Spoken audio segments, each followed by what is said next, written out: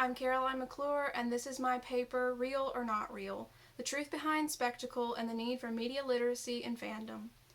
Real or not real? This simple but weighty question posed to Katniss Everdeen within the final installment of the Hunger Games series reveals the deepest message that Suzanne Collins attempts to convey in her trilogy. This game, played between two characters who have been so scarred by a world of carefully constructed appearances that they barely recognize themselves, let alone reality, is the same one that the fans of the franchise must play along with them. In the age of both reality television and transmedia escapism, Katniss's story of taking power through an understanding of media literacies has never been more prevalent. Within the world of Panem, the games are a tool, not only for distraction and fear, but also for division. Since there is little to no communication or travel between districts, the citizens of Panem are unable to band together in rebellion. This concept of constant division under the watchful eye of the capital can be considered using the idea of the panopticon, a system of surveillance established on a lack of information. The cells are aligned in rings around a central watchtower that is able to see everything within the prison. However, those in the cells are unable to see the person in the watchtower as well as the other residents of the other cells, and this configuration sets up a brutal dissymmetry of visibility. Thus, the capital is able to keep all of its citizens in line. In the Panoptic prison, it is common to have punishments take place in the center where all can see, i.e. the games. In fact, the Hunger Games gives the country of Panem scapegoats for their previous rebellion and their current thoughts of rebellion through a system of displacement of emotions on the tributes. And this system only works as long as the community collectively agrees on the guilt of the scapegoat who is actually innocent. The children are powerless to the odds of the games because their society has collectively agreed on their guilt in order to maintain peace. However, in an ironic twist, being reaped into the games gives Katniss a certain level of power.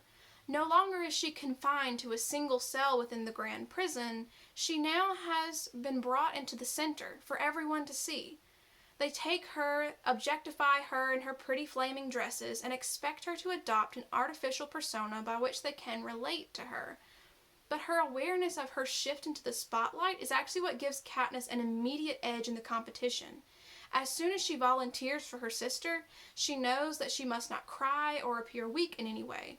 Not only her competitors, but the entire country of Panem will be watching her from that moment on.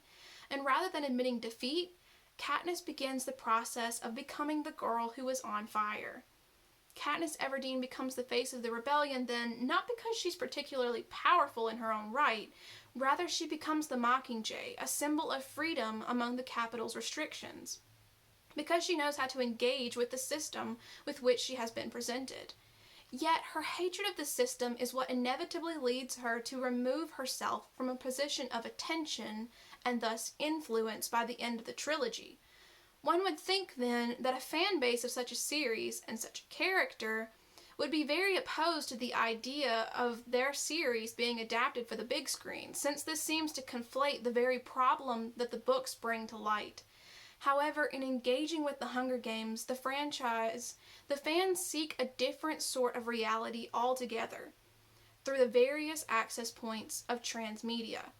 This word transmedia can be simply defined in this context as a fictional world that spans various forms of media in order for fans to access it through multiple forms.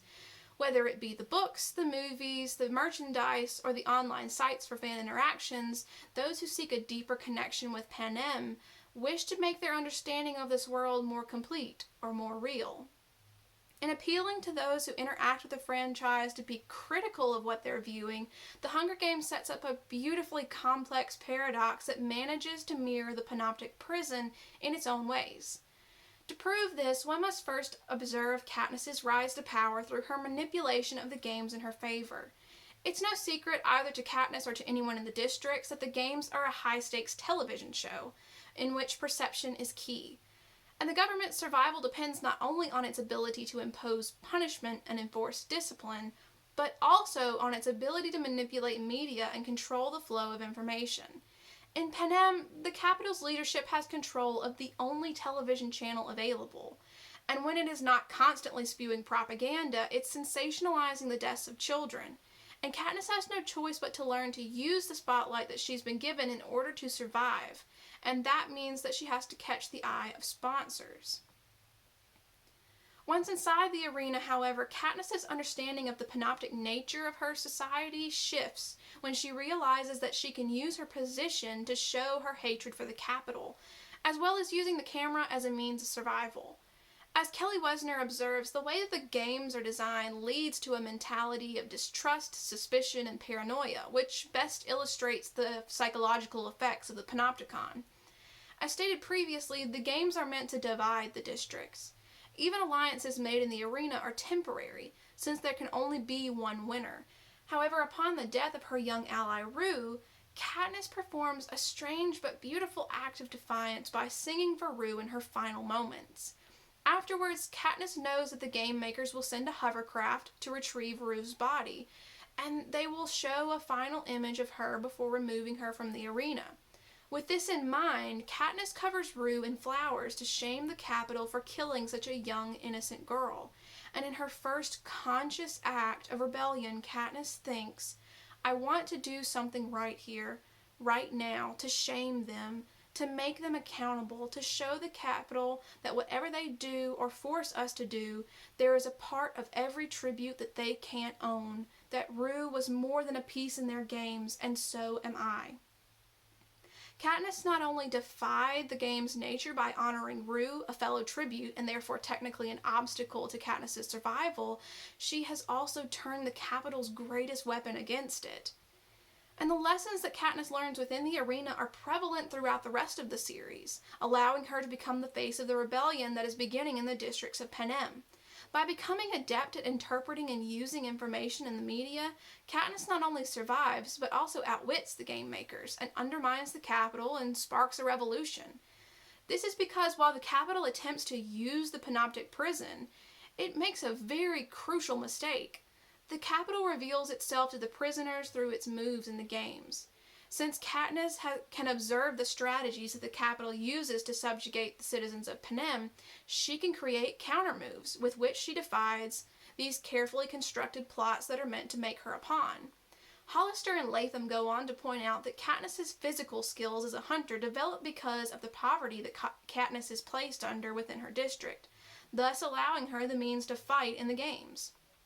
In the same way, Katniss's mental ability to interpret information and use the cameras to her advantage is also strengthened and honed by the Capitol's mandatory viewing of each year's games.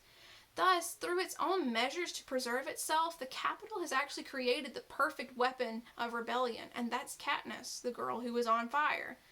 Suzanne Collins paints a bleak picture of the future and a startling comparison to our own present-day society through her dystopian world of Panem. The Capitol's system of government mirrors that of the Panoptic Prison and sets the stage for Katniss Everdeen to become the symbol of the rebellion against the system that wishes to exterminate her for the entertainment of others. Not only do Collins' characters have to learn to navigate and interpret the many corrupt realities with which they are presented, they must also find a way to combat the artifice of the Capitol in order to ensure a safer future.